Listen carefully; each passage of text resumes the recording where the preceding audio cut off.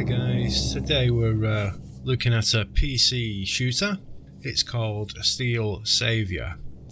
Released in 2004 by Atlantic Software. They're Italian developers, and as far as I can tell, this was a one and only game. They do have a website, Saviour.2004.PC, and they have their own developer site as well, Atlantic.IT. Both those sites were last updated in 2010. They did sell the game from there at one point. Unfortunately, it's not available for sale at the moment from that site, or from what I can gather from anywhere else on the internet. Indeed, I think this game is well and truly abandoned. I don't know whether the legal status makes it eligible to be an abandonware title, but some abandonware sites do host this game, and have been doing for a number of years by the looks of things. Anyway, onto the game. It's a horizontal scrolling shoot 'em up. At first it looks like it might have been influenced by the PlayStation 1 game Einhander, and it does share some graphical similarities to it. It's not exactly the same kind of game, but there are some surface similarities. The gameplay is pretty standard. One joystick and 4 buttons. You have a primary weapon, which is fixed and doesn't change. You have a secondary weapon, which you need to collect, and they have limited ammunition. The secondary weapon has 3 available slots. You can carry all 3 at once, and you can cycle between any one of those 3 with a 3rd button. And the 4th and final button is a bomb, a smart bomb if you like. And that's it, pretty much standard fare. Let's take a look.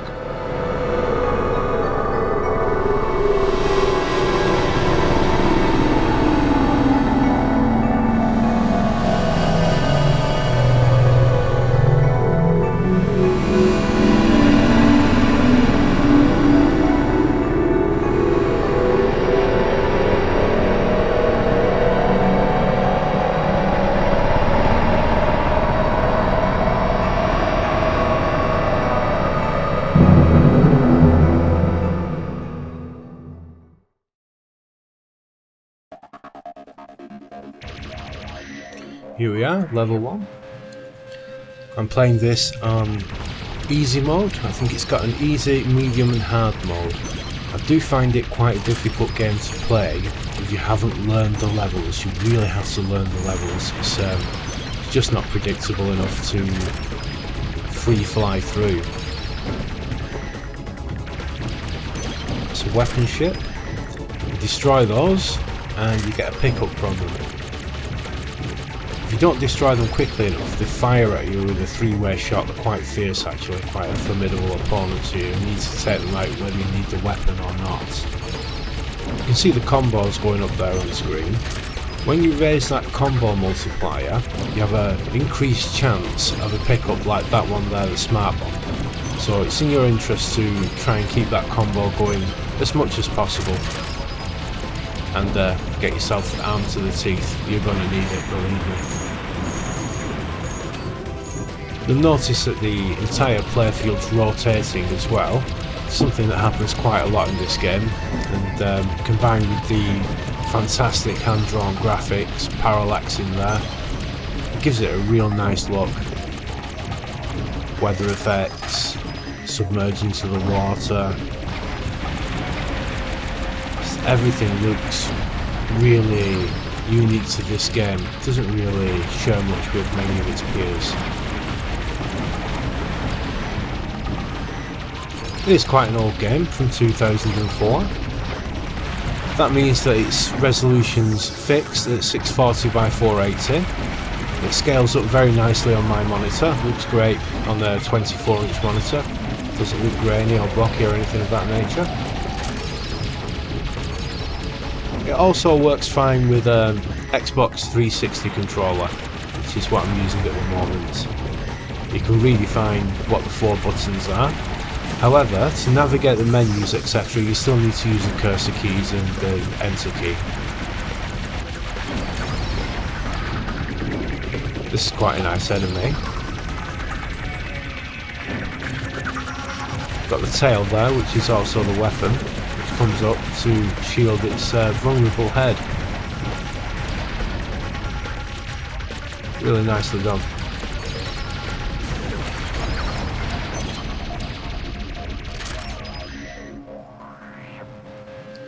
I'm firing both weapons, primary and secondary. The primary is the white circle that's flying out, and the secondary is the heat-seeking or homing missile. I'll cycle through those in a few minutes to show you what the other options are. This section of the map especially, if you haven't memorised it, you're not sure where they're coming from, you don't really have enough time to get out of the way. You do see the water breaking before they emerge, but that's not enough warning. You need to know where they're coming from really, otherwise you're just going to get killed a lot here in this section.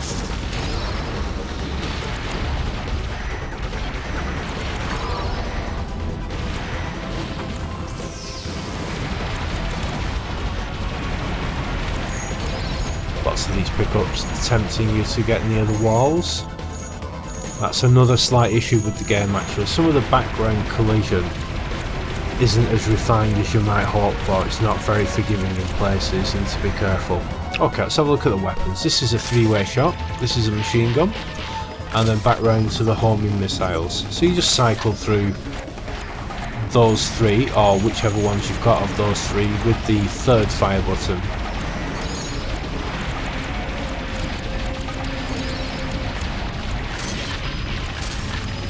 Quite a tall player field there. You can go under the water, above the water.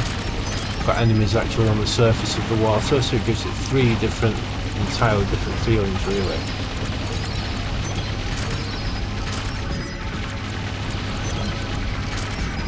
I've no idea if this game went under the radar for me.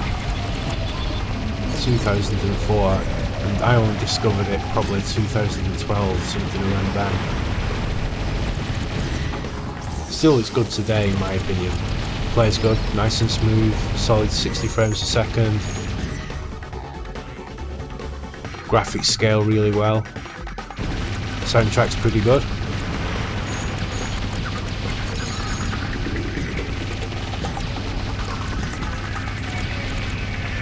I think these guys would make a fortune if they put this on Steam for something like £1.99 or something of that kind of price range. Maybe rebrand it, put this year's date on there, and watch the money come in. But as I said earlier, I believe it has been abandoned.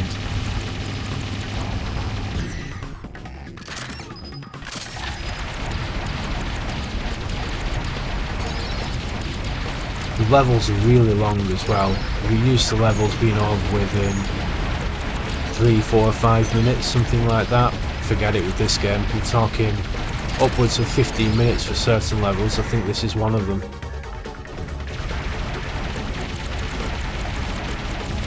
So we're coming up to what looks like the end of level Guardian here. Just dropping a few mines on us, and then I believe he's going to emerge from the water. But in fact, this is only the mid-level Guardian.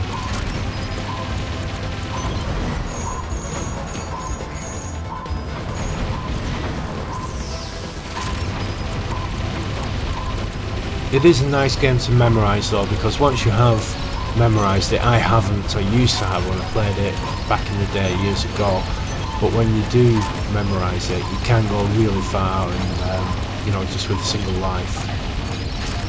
That's very rewarding when you manage to do that. Okay, let's see what's up here. There's another one of the pickup ships. I haven't shot it quick enough, so he's now firing off the volley of three-way shots.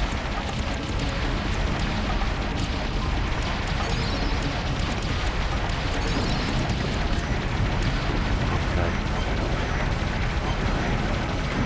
Lovely hand-drawn graphics.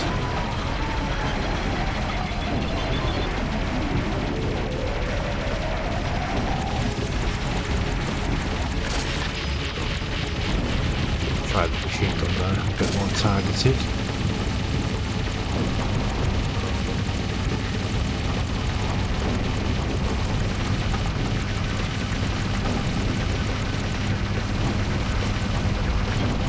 In general, what I have found with the Guardians is how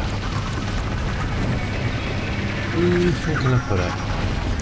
Very repetitive, simple actions. They do take a while to kill, and that's not because they're difficult, it's just because they have so many hit points.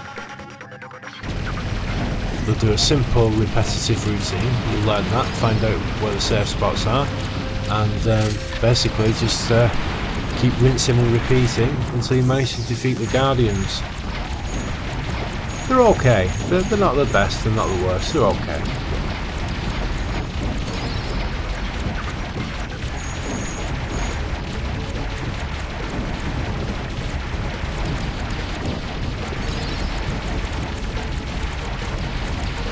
Really wild graphics.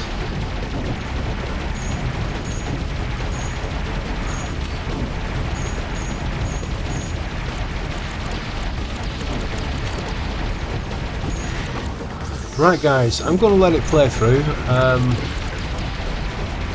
I'll see if I can get this level finished. And I'll leave you to it, let you enjoy the gameplay, graphics and the audio without me talking over it. Okay, see you next time.